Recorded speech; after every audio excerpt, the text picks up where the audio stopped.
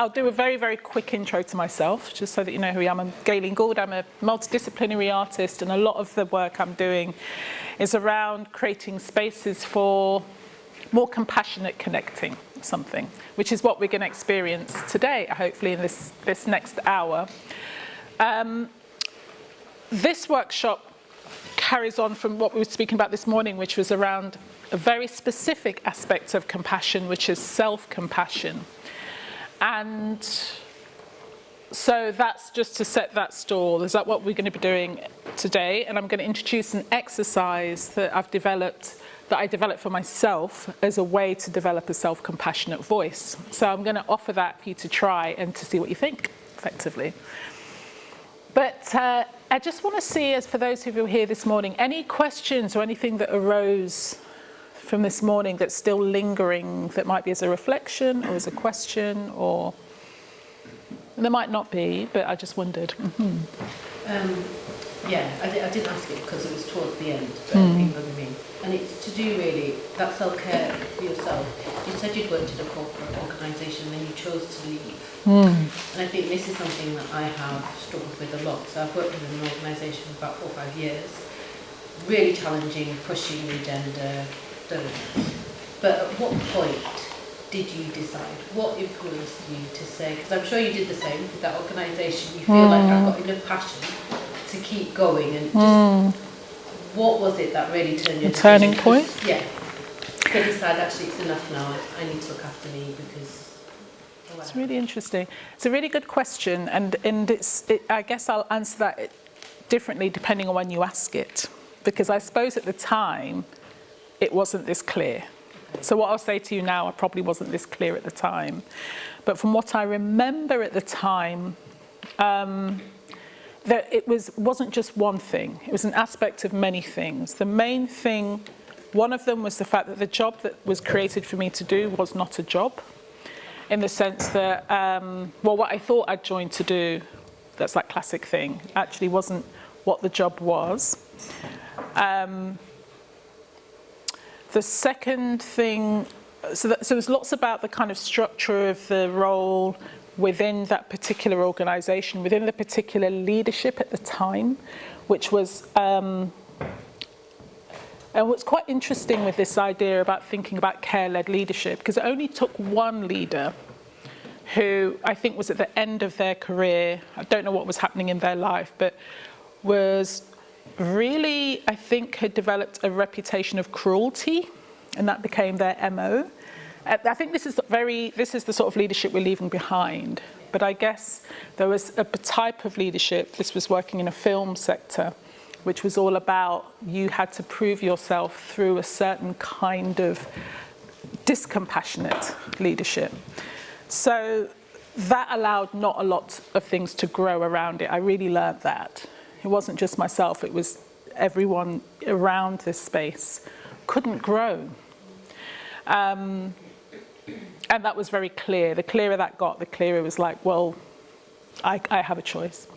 And then the other thing that was more personal was I'm really an artist and a creator, and so that wasn't what I was doing.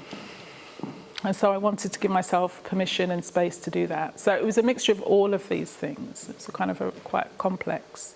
But out of that moment came, I guess, what you're going to experience today in this chapter of my life. Yeah. So yeah, it's what I'd like to invite you to do through this exercise is to hold that question for yourself, though, because that's kind of what we're going to be playing with today. Any other questions from this morning? So I missed the 2 keynotes. I managed to get there in time for the panel discussion afterwards, which I found was lovely. It's really inspirational as well. And talk about journeys kind of from what you and Natalie had to say as well. And I was just thinking to myself, and it's something that I've kind of mentioned to other people here today, is that I think there's this thing when you come to like these conferences and stuff, and then you're like super inspired, take it all in, and then you get back to work in the real world, and then all of a sudden you forget about it, or you have to just get back into the swing of things. And so I think my kind of fear, I don't know if I really fear is the right word. The thing that I'm most worried about is kind of being here today, investing my time, so you've all invested your time giving to us, and then kind of getting back into the business of work and delivering projects and that sort of thing and kind of forgetting it. And so it's very much about, like when you were speaking this morning, obviously you seem to master the art of I've not mastered anything. the art of kind of care, because you know, for in my role in particular, it's very much about, obviously as leaders, you know, we're caring for other people, and then it's kind of caring for us, you know, obviously our colleagues, and then stakeholders such as artists, freelancers, etc. Is that how, I think for me, it's kind of like how have you been able to make care kind of that regular thing? I know you spoke about rest quite a bit, but like in your day-to-day, I don't know if you have any, and I don't know if that's something that might come up in this workshop anyway. You are. So how does care become like a habit? Yes, you are in the right place. That's exactly what I'm going to offer you as a practice. So, which you missed this morning, so the work that I'm doing at the moment is around restorative care as practice and strategy. And practice being the fact that none of us are taught how to do it, so we have to practice it like we have to practice the piano. So what I'm going to offer you is a practice that I do most days, not every day. Wish I did, but I don't. But it's a tool, practice tools. So I think it's kind of like anything, you know. We have to practice it. You know what I mean? Like if you believe in it, we have to find ways in which we can practice it. So, but it's a beautiful introduction for the session, so thank you. It's perfect. This is exactly what this session is about. So, what I am going to share with you today is a 20-minute, we'll do 15 minutes of it, but a practice that I do most mornings that I developed during and out of lockdown, which I'll explain a little bit in a minute. I find it restorative. I find it as a very, very particular tool I use for a very, very particular reason, which I'll explain when we get to it. But to intro it, and to follow on from this morning, I want to ask you a question to have with each other, which is, what does a compassionate exchange feel like? So I want you to think about it when you have received an aspect of compassion. Compassion is kindness in response to suffering. There's often a definition of it. So it's a very particular type of compassion. It's compassion, kindness in response to a challenge. So I want you to think about a time you may have experienced that. That could be your classic end of the week glass of wine with a mate. And you've had a terrible week, and you have felt somehow through that exchange, you've experienced some compassion in that. It could be as simple as that. It doesn't have to be a big thing. It could be a very simple act of compassion. What's it feel like when you receive it? What is the tone of compassion? How would you describe the tone of that exchange that makes you feel like you've been compassionately held? Does that make sense? So we'll do it in short, small conversations for now, 2s or 3s, and see if you can come up with a bit of a list of things. The tone of compassion.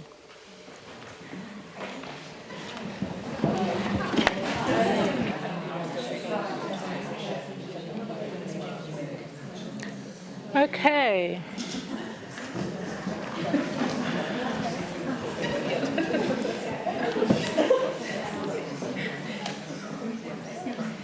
I love that that sort of sonic arc, you know, it's like, ooh. So I think you've come down to this side. So yeah, reflections, thoughts. What's it feel like? How do you know it's being done to you? I think when we started the conversation, I was very open about maybe not knowing what it feels like, and I think I said.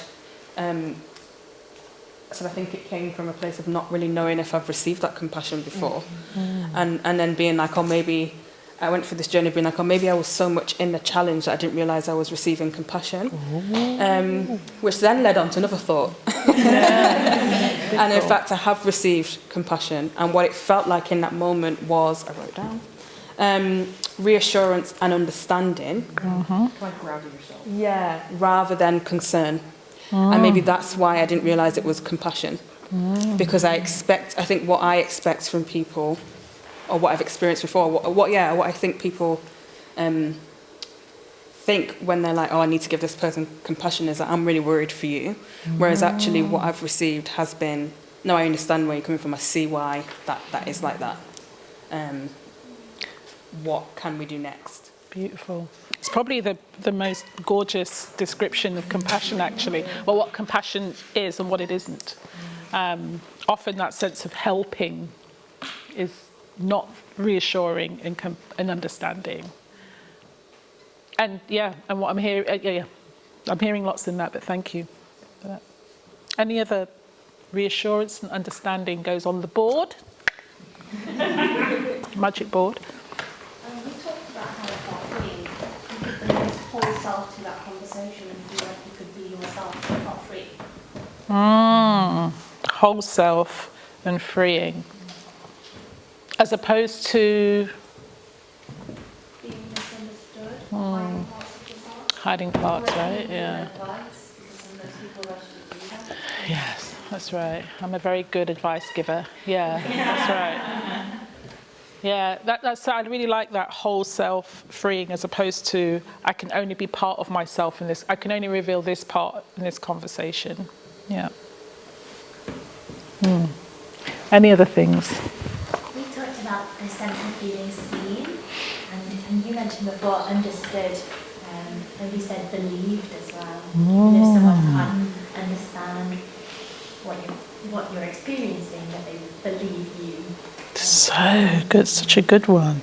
I know, being believed is, we're not always sure we will be, right? Yeah, that's very nice. I'm feeling like all of the love of all of this. What other things? We also said that it felt like being seen and heard, but that it's a really human moment. You feel like you're being treated as a human as opposed to a corporate, or certainly in the workplace, rather than feeling like a colleague or a line manager, you're actually connecting on a human level. Yes, humanizing, yeah. Reassured, understood, feel a whole self, freeing, seen, believed, human. Anything else? I think we kept trying to visualise it a little bit because we were struggling with like, oh, what does that feel like? How do you articulate it? And there's a moment where, like I was saying, sometimes, especially in suffering, you feel like a sharpness, and then when someone gives you compassion, it softens. And so then there's like a release or a relief in that sense. And then Audrey, she's said that it feels like a hot drink. Did you say? Ooh. A hot drink. Hot drink. Yes. What kind of drink, Audrey? What are we drinking? For me, it'd be a green tea. It'd be green tea. Whiskey toddy, but I get your point.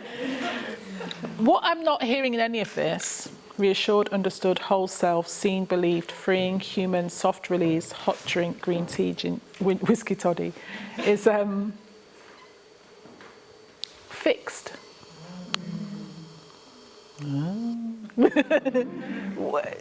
Yeah. No fixing going on, is there? There's no no telling you what to do. So, how often do we speak to ourselves internally? You see where I'm going? Reassurance, understanding, seen, believed, freeing, human, soft release, not fixing. Is that something that we do a lot? I mean, I know I don't. That's why I'm doing this flaming workshop. Anyone find it easy to speak to themselves like that? If so, what's your secret sauce? Okay, so let's try an exercise then. So the same. I'm a Virgo. Who's a Virgo? What are we good at, Virgos? Yes. can't tell you what's wrong, what's going on. My critical voice it's useful, right? There's times where you need that. You need to, certain things need, we're good analysts, we're really good at judgment. This voice is not what comes natural to me. So during lockdown, living alone in that first lockdown, which was terrifying, that terror of you've got 30 minutes outside and then you could die if you stay for 35. I mean, it was a really terrifying moment for us all, and lest we forget. And so just the anxiety in the air, and that was definitely imbibing. And I was definitely going into super fix-it mode. I was doing all the things that I would normally do. That wasn't helping at all. There was nothing to fix, right? And I'd also just come out of this period where I'd left that job and I didn't know what I was doing with my life. So there was a lot of unknowns and anxiety. So I thought, okay, what isn't helping is the way that I normally talk to myself. I'm going to have to find a way to practice something else. So the fact that I am an artist and like to collaborate with people, I thought, okay, this is a great opportunity. So I'm also trained as a coach, so I know how to do this for other people. I know how to hold space, but I didn't know how to do it for myself. So I thought, what would it be like if I took the tools that I know about holding space for other people, but designed a process, a practice for me to practice doing it for myself? And how about if I made it fun and worked with people that I liked? So the first person I worked with was my friend Jan Giovanni, who is also a musician, and I asked him to create a soundtrack where I could go for those flaming walks you'd have to do every day. I could go for a walk, put the headphones in, and that would get me into a space where I could have a different conversation with myself. And at that point, I was talking to myself out loud a lot, which I still do, but a lot. So I thought, well, I could put the headphones in, people will think I'm talking to somebody else, and I can practice having this compassionate conversation with myself. And then I also, maybe we can show the slide now, which is also what you've got on your handout. And I also collaborated with a photographer friend of mine and family member, actually, to take photos of myself and a bunch of other of my local friends having conversations with themselves. Because I just thought there's this visual of seeing oneself having a conversation like you're the most interesting person in the world. What would that be like? So we took these it was just a fun thing to do as well during our thing. So we took a lot of these photos of ourselves outside, having conversations with ourselves. And I developed in a way a kind of coaching framework, a compassionate coaching framework for myself. And so essentially I started doing it then. So it's a 22-minute soundtrack where I would invite myself to have a conversation with myself every day just to keep myself kind. That's all I had to do. It was the only aim of the conversation, keep myself kind. So I'm going to invite you to try this yourself for 15 minutes and see how it goes. But before we do it, I just want to ask another question. What gets in the way? None of you said that you do this easily. So what gets in the way of us doing this, do you think? Your own inner voice. Say more about that. So you're sort of saying, I need to take that time, I don't go, but then if I take that time, then that means I'm failing, or I'm being indulgent because I'm potentially not, it's someone else, I'm part of the problem. It's the sort of negative voice that you have in your head, even though you know damn well you're burnt out and you're someone. And where's the negative voice come from? Because would you say that you wouldn't say that to somebody else. So where does it come from? I think it's the risk that you will uncover something that you'll have to deal with, and then it's the uncomfortableness of having to deal with it. Really smart. Yeah, Natalie mentioned that this morning. it might be protecting us from uncovering something that we don't want to have to uncover. Great. What else might it be? Nothing that is huge, actually. Not feeling worthy. Yes. So it's Self-doubt and not feeling worthy. not being very good. Yes. And who's that voice? Who is that? Who does that voice belong to? As I'm curious about. There's something for me about other people's expectations and societal expectations and constantly measuring yourself all the time. Right. Essentially, if we were doing this exercise with a 2-year-old, if that 2-year-old, 3-year-old grew up in a fairly stable environment, they wouldn't know what we were talking about, would they? But between then and between whatever age we are now, we have imbibed all of these voices. Critical teacher's voice, critical parent's voice, critical boss's voice, critical society's voice, Instagram voice. So we've got all these voices that aren't actually ours. But there is this other voice. Now, the thing is with compassion, the reason why I think it's a fascinating thing is because I was talking to my cousin yesterday, who's an engineer, and he was like, yeah, but human race is by default, cruel and vicious and selfish and all of these things. But there is another argument, which I think is a stronger argument, is actually that compassion gene is strong in humans because children are born too early. So unlike other mammals, when the babies are born, they can run around and feed themselves in a matter of weeks a day. Human beings need to be fed for at least 2 years. So if we didn't have a compassionate gene, if we didn't have a gene to look after vulnerable people, more vulnerable, the human race would die out. So actually, our survival is based on this voice. But we're told by the society that we're in, this society, I don't think other societies, this one, that it's like a waste of time. So for all these reasons, this is why we need to practice. And I'm saying this now because this might be why it's hard to do this. It's not an easy thing to do, is to try and have a compassionate conversation with yourself. So what do we need to do when it's hard?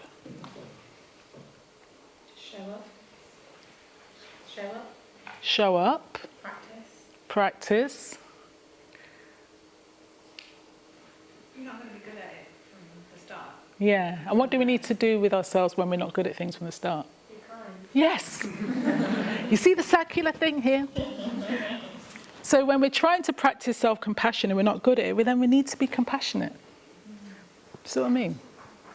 So I mentioned that because it probably will be tricky. I still find it tricky and I've been doing it for a few years. But that's okay. It doesn't matter.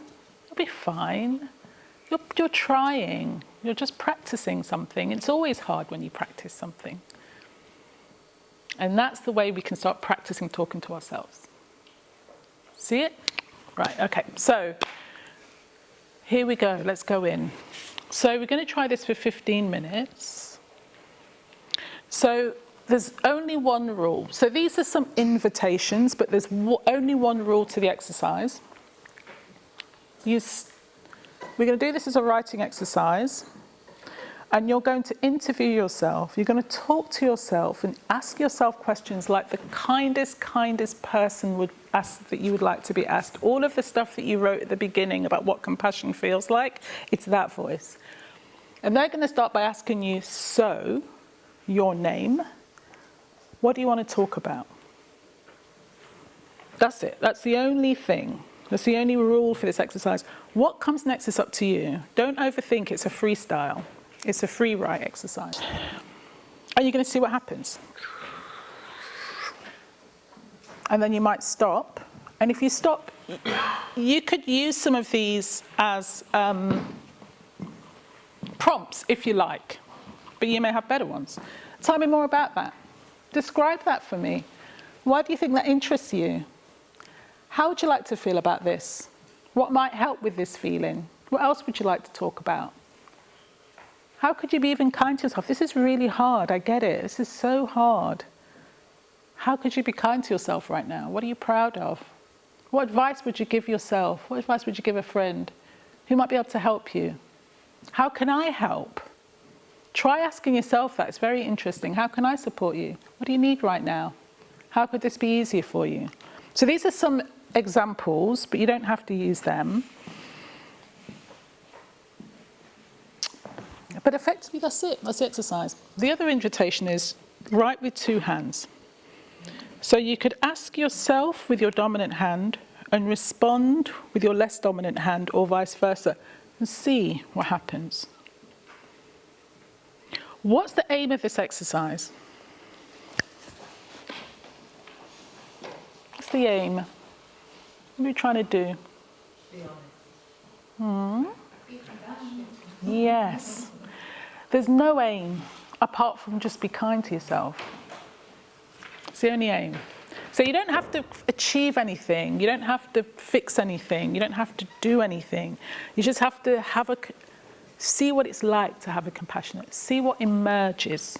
That's it. If you have any questions, like you had a really great question at the beginning, you might want to bring that question into this exercise and see what emerges. So it's a noticing exercise. Notice. Drop the soundtrack, Mr. Selector. Yeah, if you can play the soundtrack. So this is a soundtrack by Ang that is kind of centering. We're going to give you 15 minutes to write in silence, talk to yourself.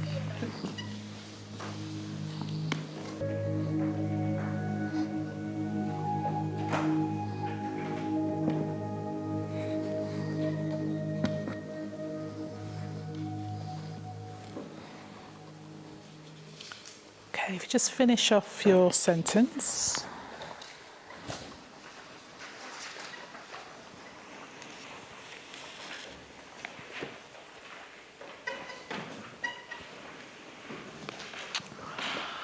Okay, thank you for trying that strange thing. So it'd be great to see what emerged, what you discovered from this little foray into listening to yourself. So maybe again another little, if you choose to, conversation with each other, not on the content, but just on what you've noticed, what you noticed. 5 minutes and then we'll come back.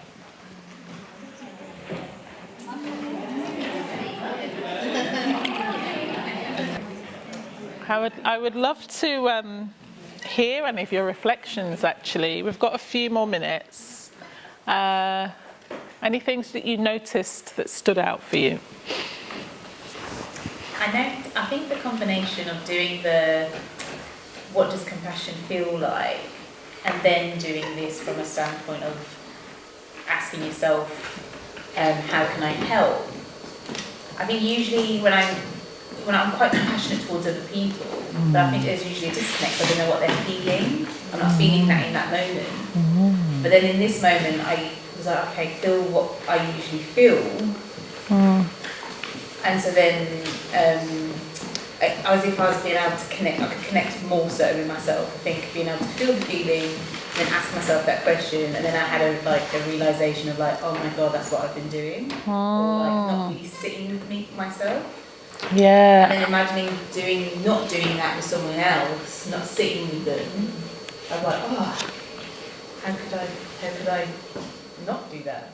So it was just a real interesting. I think the combination of the stuff really helped me, because normally journaling isn't my thing. I usually go, oh, it feels like a chore. Yeah, that's right. Yeah. But having that, the combination really worked. The feeling, I'm really glad you said that, because I think that's hopefully the practice, actually, of self-compassion, is just to give yourself a chance to feel what you're feeling right now, without judgment.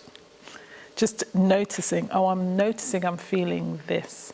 And then I loved how you said, and out of that then comes, oh, well, in that case, ... Do you know what I mean? And that's your very specific felt sense response. It's not someone else's, it's yours. So it becomes, you really find a voice in here. You can find a voice.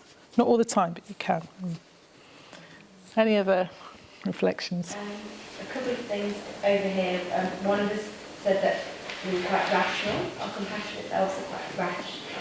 It can be quite rational. And also that it's really fun being nice to yourself. Having a good time. Having a good time. Hey, you. Like, Yeah, same. Yeah, that's right. Did anyone do the left, right, different hands? And what was the experience of that? I ended up I felt held back by trying to write with my less dominant hand. I felt like I couldn't articulate myself, articulate what I wanted to say, and I got quite frustrated, and so I had to go back to the thing that I have control over. You have control over. Let it go with me. Yes. Yeah, that's fair enough. It's just it's a different response to everybody. We were talking about how the thing that we thought we wanted to talk about when we were writing it out wasn't actually the thing that we wanted to talk about. Yeah. And a sort of reflection that I found was that as a recovering people pleaser, I realised that I spent a lot of time anticipating the needs of other people. I've not been anticipating my own needs. That's right. Snaps to that for sure. Yeah. Any other thoughts? Yeah, so I tried to immerse myself in, so it's not something I would usually do. So I was just like, I'm going to go with it. And I think your direction of sort of saying there's no outcome was really helpful, because I don't usually allow myself to do that. And so I did my other hand. I did one question. It set off something different, as if it was a different person asking the question. Really bizarre. Yeah, it's really weird. Really bizarre. But then so I switched to answer for myself, but it just allowed me to actually feel like a conversation. And I started off thinking about the question that we thought about. But interestingly, as I went through the questions, at the point of what do you need right now, I literally ended up writing a paragraph, starting with professional, but went, I need this, I need this, I need this. And I was really surprised, because I don't think, we were saying that actually we will sometimes have an internal conversation, but I don't think, you've written it down, it kind of organises your thoughts a little bit, and also just allows me to really explore actually, well, what is actually missing? What is it, why I'm feeling in a particular way? And I don't think, I've sat with this feeling for some time, but I've not actually explored exactly what is my feelings about it. And the other thing is, like, as an issue, what was really interesting is sometimes when you've got a problem and you are speaking to somebody else. So in this particular one, I was speaking to my husband about it. You still get their view or their, and sometimes that can be helpful, sometimes it's frustrating, but the whole point is you then end up still having that conversation or thoughts about their feelings. Whereas this allowed me to just explore my own feelings, and I didn't have to justify them. You have to do it, that's right. But that was that. So it's been very. I wasn't expecting that, so it was a very different one. And journaling, like you said, I always feel very self-conscious. Because I've done it in the past, and when I've gone back and read it, I'm like, oh God, like that. So I think my only challenge to myself with this would be somehow. So right now I didn't feel judged or anything, and I didn't even think about it. But just that aspect of, do I burn it afterwards? So. Why don't you? Why don't you just rip it up? Yeah, burn it. Just rip it up. It's gone. Doesn't matter. So much in there. Thank you so much. It's so articulated so much of how I felt during this. And I'm not saying everyone will have these experiences, but I felt so much that what I realised is, of course, I'm nattering to myself all the time, but I'm nattering to myself. I'm not exploring either my feelings or my thoughts, number one. Number two, there is a way in which we have been socialised to try and find the wisest person in the room and ask them to solve the problem for us. Heads up, for those of you who are leaders or want to be leaders, you are the wisest person in the room. So as a leadership practice, this seems it's a life practice, but as a leadership practice, it's critical. You have to be the one who is the wisest person in the room. Quite frankly, you are the wisest person in the room on your own life. On your own life. So I can't tell you how to make decisions about whether you should. So as a self awareness, and I hate this word, but it's probably the best, empowerment practice. It's really important to go, no, I have to understand how I feel about this. And I have to understand this question for myself. I can't keep expecting someone outside of me to solve this. Sometimes you have to. Sometimes you have to do things in collaboration. But I think so, probably less than we think. We were just having a really interesting conversation about that as a creative practice. We're very good collaborators. We can collaborate with everybody. But there's something in that for me that I know is about my own fear of, my own lack of confidence in my own voice. And these sort of practices help me build a confidence. Anything else? Before I read you all a poem. I think it was quite, although it's so personal, it felt very special doing that in a room full of others. It did, hey? Doing that. I don't like seeing myself. I do anything to avoid it. Yeah. And it's been quite a challenging day for me in general. It's brought a lot of feelings. So it did feel vulnerable, but also very comforting that everybody else is doing that. So thank you. Yeah, and also thank you for saying that, which is one of the reasons why the Re-Up program I'm developing is a collective program. I think it helps when you have kinship around this stuff, because otherwise there's a bit of accountability, but there is comfort in knowing that we're all got feelings and we're all having challenges, and it's difficult for us all. So I think there is something about, I'm really curious about the program, and I'm also setting up an online space as part of that program, because I think when I've done these sessions, people do want to stay in touch, because they're like, okay, I want to do this every day, but can I check in with you? Just keep me. So I'm curious, I'm going to be setting that up in the autumn as well, alongside. So this is the one practice that we do, but we do a series of practices like this that allow us to, basically it's building self-awareness. And it's building a robustness. I love that, and thank you for saying that. It is really scary sitting with your feelings, but the more you do it, the less scary it gets. It's just a practice. Get to know yourself really well. Aye, here she goes. I'm often saying with my left hand, gorgeous Gaylene, it's just what, la la la. I get to know myself, not take myself so seriously. So yeah, if you would like to find out more or get added to a mailing list, I don't know how to do any of this yet, but the email is, the company at the moment is called The Space to Come, where you'll find this exercise. And if you email hello@thespace2come, I can send you more details later.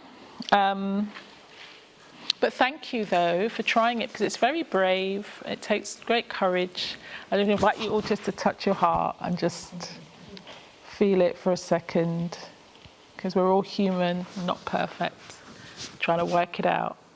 And God bless Lucy, who did the online session with me, who works with Claw, but she said this session reminded her of this poem. So I want to read it, because it's such a banger, and it is very much about this. And some of you will know it, but it's Love After Love by Derek Walcott. The time will come when with elation you will greet yourself arriving at your own door, in your own mirror, and each will smile at the other's welcome and say, sit here, eat. You will love again the stranger who was yourself. Give wine, give bread, give back your heart to itself, to the stranger who has loved you. All your life, whom you ignored for another, who knows you by heart. Take down the love letters from the bookshelf, the photographs, the desperate notes. Peel your own image from the mirror. Sit, feast on your life.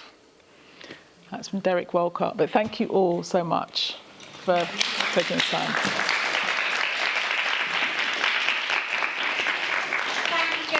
So we've actually only got 5 minutes now until the next session, which is going to be in the main auditorium down